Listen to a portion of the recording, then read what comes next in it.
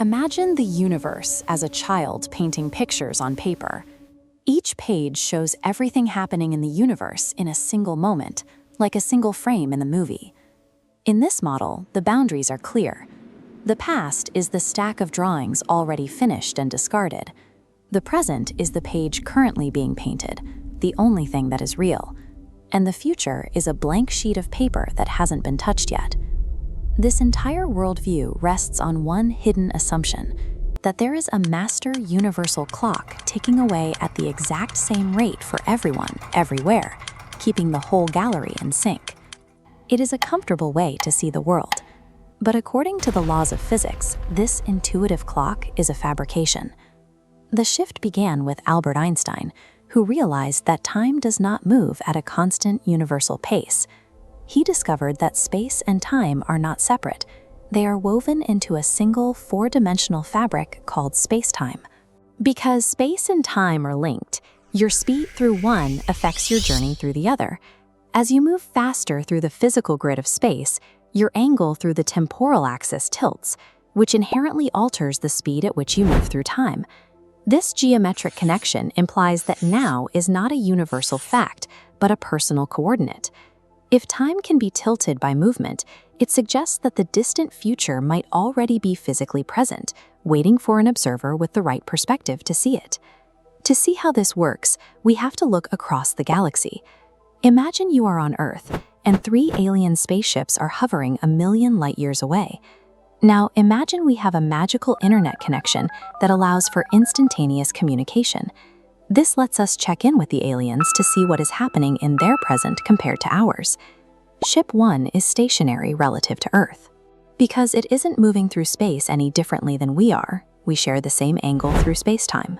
Our shared now is a perfectly horizontal slice through the block. But Ship 2 is flying away from us at 30 kilometers per second. That movement through space changes its angle through the fabric of spacetime, tilting its horizontal slice of now. For the aliens on Ship 2, their present moment actually intersects with Earth's past.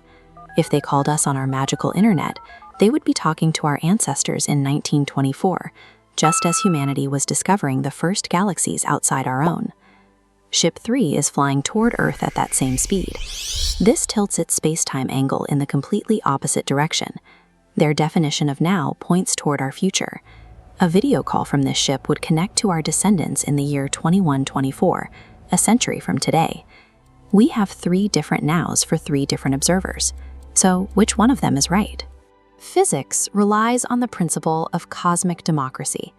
This states that every observer's perspective is equally valid. If the aliens' nows are just as real as ours, then the Earth of 1924 and the Earth of 2024 must both exist right now. This leads us to the block universe. It is a static, 4-dimensional structure where every event that has ever happened or ever will happen is already frozen in place. In this model, the distinction between past, present, and future is an illusion.